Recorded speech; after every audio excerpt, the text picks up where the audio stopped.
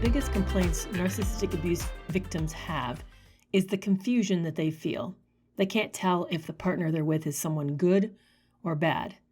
In this episode, we're going to take a closer look at what creates this dual sense of reality and the narcissist's dual sense of self.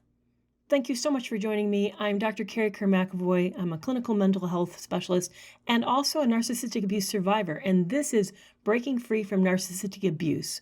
I'm so thrilled you're here to join me today. Be sure to subscribe so you don't miss future episodes, and consider leaving a small donation, maybe even a cup of coffee, because we are listener supported and all donations are greatly appreciated. One of the things about narcissistic abuse that's very difficult to understand but creates a lot of problems for a lot of us is that people with this kind of ego functioning are extremely fragile. They don't have a very well self-defined sense of self. And as a result of that lack of definition, they use how they relate to those around them to stabilize themselves. Dr. David Schnarf, the author of The Passionate Marriage and The Crucible, calls this borrowed functioning. In other words, in order to soothe their anxiety, to calm fears, to reassure that they're worth something, they use those around them as a way to bolster their sense of self-esteem. They literally borrow from you and me in order for them to affirm that they're all right, that they have a place in the world, that they are functioning well. So today in this TikTok Live, I thought I would talk about these types of issues as well as take your questions about narcissistic abuse. So narcissists, sociopaths, and psychopaths have this brittle self-esteem, a very fragile self-esteem there's not a whole lot inside to cope with things like stress and anxiety and pressure and all the things that you and I have to deal with on a normal basis. And in order for them to feel good, feel secure, they borrow from those around us, and that's why we call it supply. They literally are utilizing our resources, your steadiness, your consistency, maybe your discipline, the ability that you have to structure your life. Maybe they're borrowing your affirmation. They're having you reaffirm to them over and over that they're good and that they have value and that they're important. They might be borrowing from you self-control. Maybe they're really impulsive and flight from idea to idea, but then they lean into you and count on you to sort of act as the brake on that and to slow them down. All of this is called borrowed functioning. And what's not good about it is, one, it's taking from you and you need those resources from you. And it also, on the other hand, it's leaning into you. And so that you have the weight not only of your life and your problems, but now you're experiencing the weight of their problems and their issues, which makes it very, very heavy, very complex. But there's another problem that happens with narcissists, sociopaths, and psychopaths, and that is because of this fluctuating sense of self, they're not really a unified person. You may have noticed that whoever they're with, they're literally like a chameleon. With one person, they behave gregarious, outgoing, bigger than life. Maybe somebody else, they act all introspective, thoughtful, and sensitive. And somebody else, they're really into pets and going to shows or whatever else. But they vary from person to person because there's not a stable sense of self. You may experience it in the relationship with them as a Dr. Jekyll, Mr. Hyde, literally this duality. And one minute they seem to be abusive and bully and cruel, and then they switch to saying that it was all a mistake, and they show up with these grand gestures that almost remind you of the initial love bombing again. And so it's the duality, these two sense of selves, these two side-by-side experiences that creates all this confusion. You don't know who you're really with. Are you with a relationship with Dr. Jekyll, or are you a relationship with Mr. Hyde? And which is the real one, right? That ends up being my struggle is that, and here's the other thing, you then learn to cope with both sides. You learn how to deal with the Dr. Jekyll side, and then you also learn how to calm down the Mr. Hyde side. So you have to sort of split yourself and manage both of these. What do you do about the fact that there's this duality, that there's this Mr. Hyde and Dr. Jekyll? How do we become unified around all of this? Have you noticed you're having a hard time making a decision whether to stay or leave? Have you noticed that it becomes so confusing you don't know for sure who's real, what's real? The person I was in a relationship with kept saying, I've never worked so hard. And he was going to therapy with me in his own therapy and then with my therapy. And I didn't know, it felt like authentic work. In fact, even the therapist said, he's working hard. He seems to be working hard. And yet I later found out when I was writing the book, Love You More, I later found out that he actually was doing all the things that he was doing before, all the very deceptive things, the cheating, the betraying, the lying, not being where he said he'd be, all of that was still going on. He presented a front to me that I wanted to see that would keep me stuck. But on the other hand, nothing had really changed at all. But it was the duality, this sense of I'm thinking it's going to get better, that kept me stuck and kept me unable to make a decision. I got a great piece of advice and I'm going to share it with you. And I know it's not the first time you've heard this. I know many of us say it. You need to learn to stop paying attention to what they say and begin to only watch what they do. Behavior never lies. This is one of the things I saw as a counselor in the office when I was counseling clients. I would have clients come in who would say to me, I want to be better and I want to hit this goal, whatever the goal might be. It might be get a new job in a year. Maybe they wanted to take some weight off for an upcoming wedding or something like that. And then what happened in therapy is that they would come every week and tell me why nothing happened. There was no changes in their lives, why they weren't making any gains, even the gains that they talked about, like whether it might be if it's losing weight, counting calories, or if it was getting a new job, beginning to look at what other jobs are present they might like to do. They would literally make no change from appointment to appointment. And I realized that there's what we say, and then there's really what we do. So I learned as a therapist to say, excuse me, I'm very confused because your behavior says to me that you're actually not all that invested with your goal. Because if you're invested in your goal, you'd be making movement, you'd be making changes. And there isn't any changes. So what do you think that's about? So that's what I would do as a therapist. But unfortunately, when I got into my personal life, isn't that weird how we have rules that we do at work, but they don't necessarily carry over to our personal lives? But when I came to my personal life, I didn't realize that I needed to be looking at behavior. Behavior, yes, I do see the comment that somebody made. Someone asked, well, some behavior can be lied. Yes, there are some behaviors that are deceptive. But if you look at the underlying behavior, so let's talk about that. How do we discern fake behavior? Behavior that's an effort to deceive you from real behavior. For example, what my ex used to do is when he was actually meeting up with somebody else, he would send me a message and say that something went wrong at work and that equipment broke and they had to repair it. And he would then send me pictures of the repair. By the way, he had just pulled those out that he had used before with somebody else. It wasn't actually what was happening. He had saved them. So how do you discern this fake, so-called fake behavior from authentic behavior? Well, how there's what we say we're doing and we do, and then there's what we really do. The truth kind of bleeds out. For example, if someone's angry with you and they say they're not angry with you, but then they make sarcastic jokes, they call out something about you in front of other people that hurt you and put you down, you'll see the way that their true feelings leaks. It leaks. And so that's what I would watch for.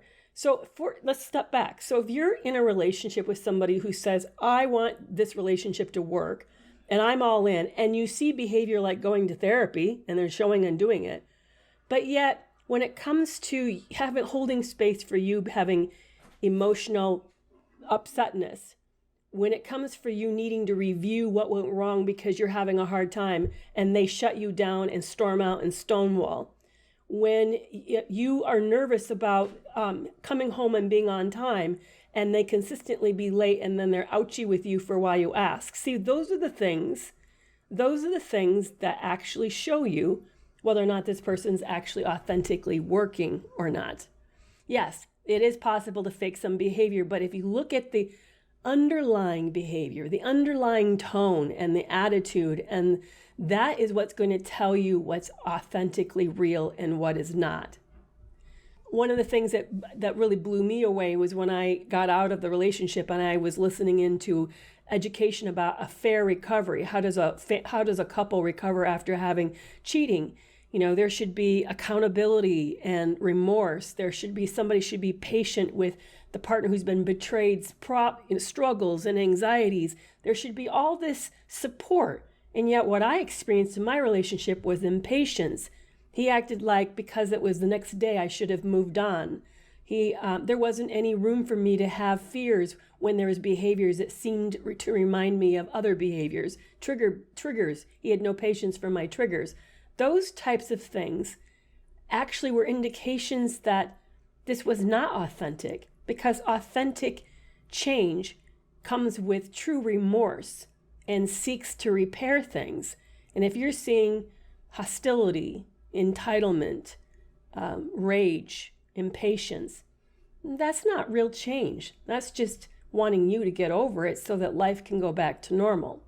So those are the things that I would be looking for that would tell me whether or not this is authentic or not.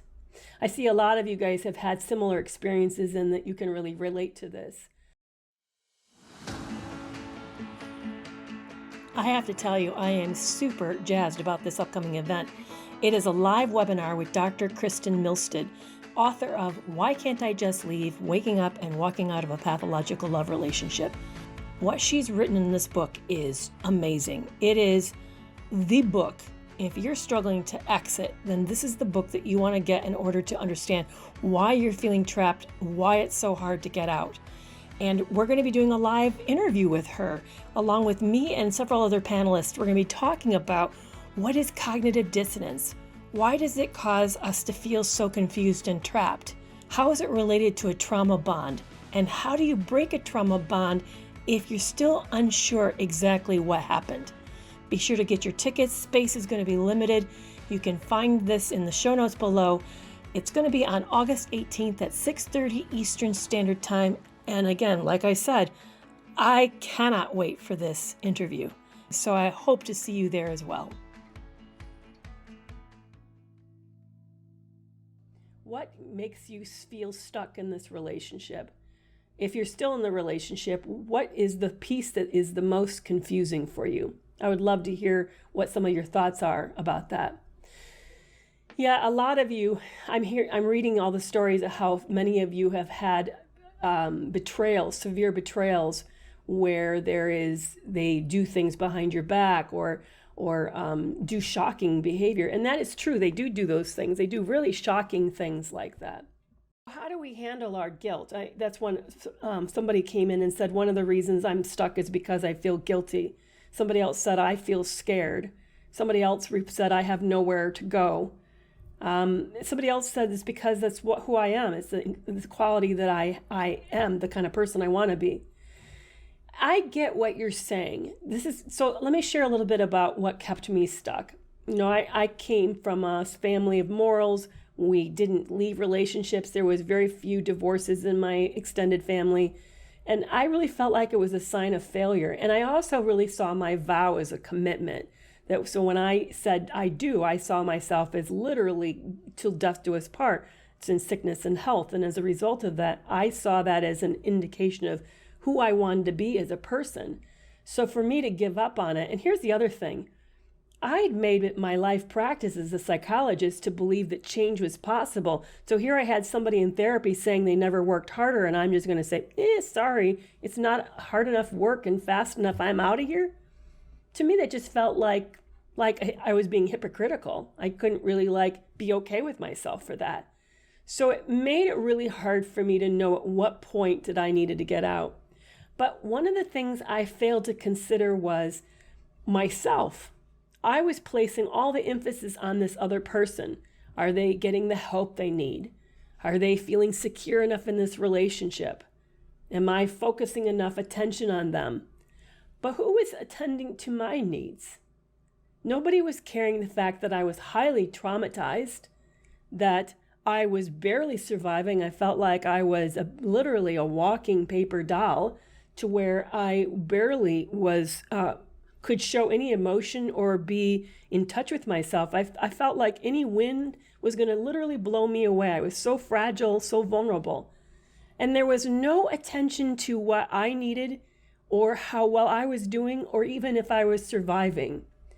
I remember feeling like I had never felt so stressed in my life. In fact, my heart rate began to climb. I think I went from resting heart rate into the upper 60s to into the 90s. That's how stressed I was. I found my gut was constantly upset all the time. I was gaining weight without even overeating. I had never felt so exhausted or achy in my life, and no one seemed to notice that I was in that much trouble. I bet you many of you can identify with this, that many of you are also in trouble, and no one is noticing. So isn't it interesting how those who are toxic seem to draw all the limelight, all the attention, all the care and resources into their direction, and there isn't anything coming in your direction? A healthy relationship requires both partners to matter. And that if I'm not existing and this person isn't caring for me, can I really say this is actually a relationship? And would this be a relationship I'd want for one of my loved ones? Absolutely not. I'd be horrified to have one of my sons fall into a relationship like this. Absolutely not. My ex actually had a script. I found the script. It was in his notes. He let me download his phone multiple times. And in one of the downloads, I found access to his notes. And his notes were scripts. He'd actually have things had written out that he would send to people as an opener, like introductions, literally. And then he also had a cue list of women, along with their name, ages, number of kids, and what they did. All the basic information. He had this list of information. But it's so for them, that to you shows you if it's that this is staged. This is all predatory behavior. It literally is purposeful behavior in order to, and they're not that, remember, I don't know if you guys are aware of this, but the average IQ in the whole world is 100, and 68% of us fall within one standard deviation. So in other words, 68% of us is between the average IQ of 85 and 115. We're average people. Most of us are average. And so when you're average, what do? Well, you don't have a lot of sophisticated schemes. You have just a few things that you pull out every single time and do it over and over again. So that's what they're doing. They're pulling their same habit out they used with the last person that worked, and they do it again. In fact, I asked mine, could he remember our first dates where he took me? He took me to places like Mall of America and to a certain waterfall in the area. He had a certain place he liked to take to go salsa dancing. He said no, he couldn't. And you know why? It's because he took every other woman there. I was just one of a blur of women that he did this with. And he used the same places of entertainment over. He just recycled them. That's what they're doing. They're recycling the same script over and over. So the new supply is getting the same version that you met when you met him.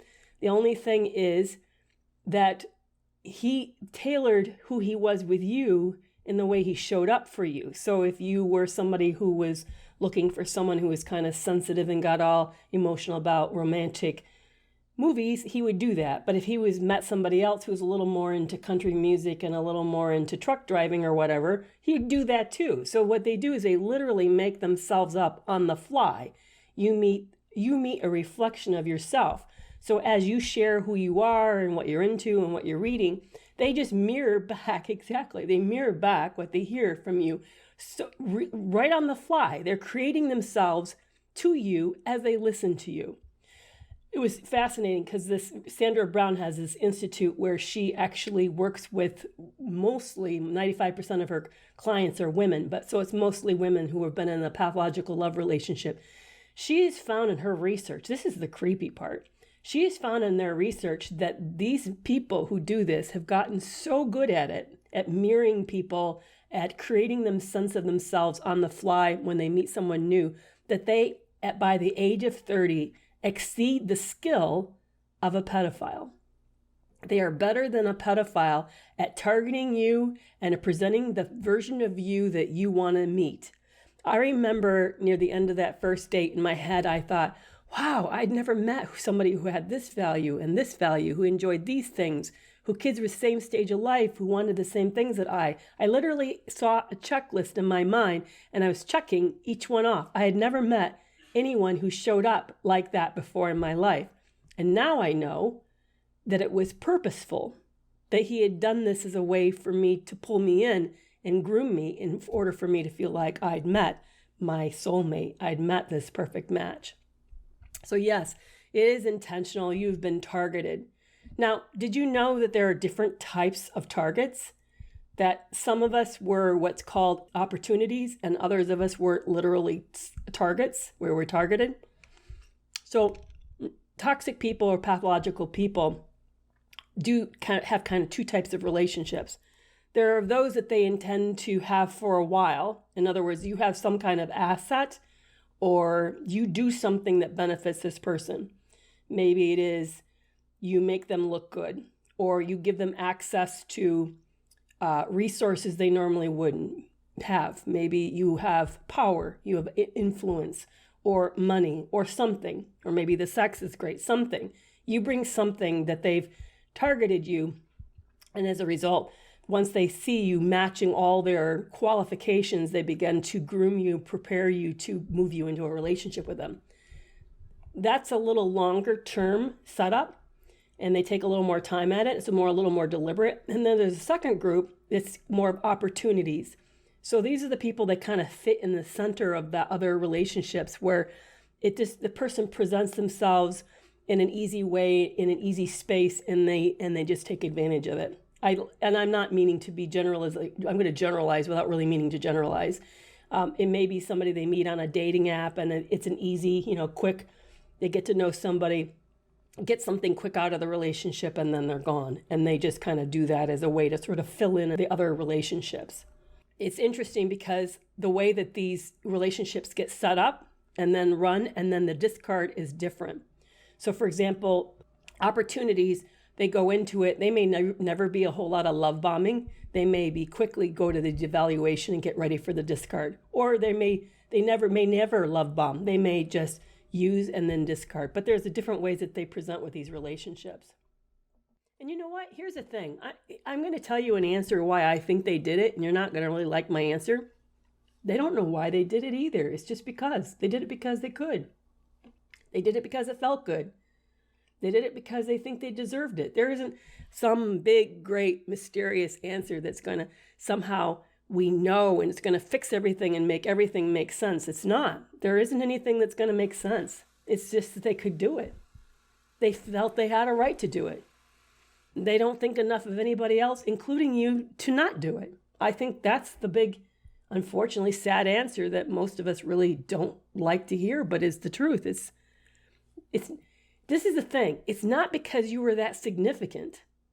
We keep wishing that there was an answer. It's going to say, wow, it's because of you were these things, and therefore this is why I did it, because you mattered this much, or because you had this. No, it's actually the opposite. You didn't matter. You were a nameless, faceless, invisible person that happened to be in their way in that moment, and they chewed through you like they do everybody else. It's so, so painful. That's the truth of the matter, is it's so painful. Yeah, here's the book that I wrote. It's called Loving More, The Harrowing Tales of Lies, Sex Addiction, and Double Cross. You can buy it anywhere online, Amazon, Apple, Barnes & Noble, Kobo. It's wherever ebooks and paperback hard covers are for sale. It's also an audio book.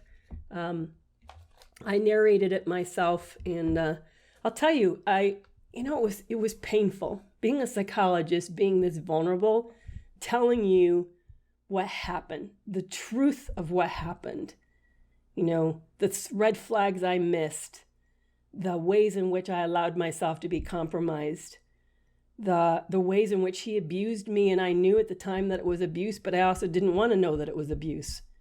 It was painful to admit, but this is why I did it, because I know that people think that we should know better, that we should be bigger than this, stronger, be safe from this, that somehow we can insulate ourselves from this.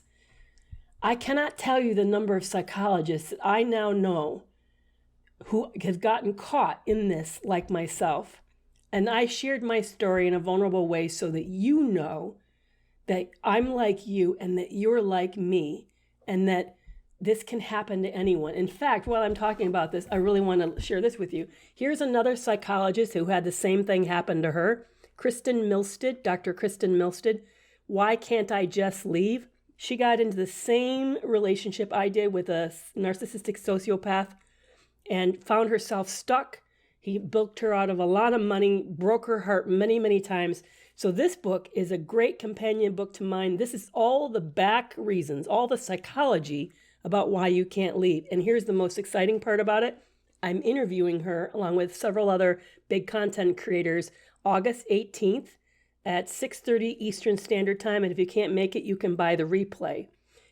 It's going to be a fabulous evening. So if you want to hear why we psychologically get stuck, why we stay too long trying to save them, why we emotionally get so paralyzed, that is the book to get. I swear it's the best book I have ever read on the topic. It is awesome. It's awesome. And it's going to be August 18th, 6:30 Eastern Standard Time. You can get the tickets through my bio. It's going to be an amazing evening. Yeah, but it's humiliating. Bottom line, and you know what doesn't help? What doesn't help is that society, and I've seen this comment pop up many times today in this live, society as a whole does not understand. It really doesn't. The court systems are woefully uninformed. Too many mental health professionals don't know enough about this topic. And as a society, what we do is we dump on victims. We victim blame instead of seeing this as a problem with predators. We have a problem where we've made it okay that power, that might makes right. And because these people overwhelmed and subdued and basically subjugated us to their will, that it's our fault for allowing it happen instead of looking at it, that behavior is predatory and abusive and wrong. We've had the camera faced totally in the wrong direction. We're looking at those who've been injured and say, stop letting yourself be injured, bad you. And we should look at the one doing the injury and saying, why are you injuring people? You need to cut it out. This is wrong. But that's the way it is right now. And you can even see it with the content creators, how often we get trolled and smeared and whenever you bring your story up and try to share it, you feel it too. You get pounced on and told you get asked questions like, what red flags did you miss? I swear I get so sick of that question. It's so insulting because the thing is, we all miss red flags all the time, everywhere, about everything. And normally life is kind and it doesn't beat us up for that. But you meet a predator and bad things happen. Thank you so much for joining me on this episode of Breaking Free from Narcissistic Abuse. I have something I'm super excited to announce. On July 23rd from 3 to 6 p.m., I'm going to be at Honeysuckle at Lakewood in Durham, North Carolina for a meet and greet. If you think it'd be cool for us to have a conversation, maybe you'd like to get an autographed book of Love You More, please come to this meet and greet in Durham, North Carolina on July 23rd. I'm going to be joined Lee Hammock, Mental Healness, Ben Taylor, Raw Motivation, and Bree Peterson, Abuse is Abuse. All of these content creators will be joining me. Maybe some of you are familiar with their platforms as well. It's going to be an amazing time. So consider making the trip and seeing us in Durham, North Carolina on July 23rd. If you'd like to learn more about the event as well as have a map of where we're going to be at, please see the link below and it will take you to a page that gives you all the basic information. And until our next podcast, I'll see you then. Bye-bye. Bye-bye. Bye-bye. Bye-bye.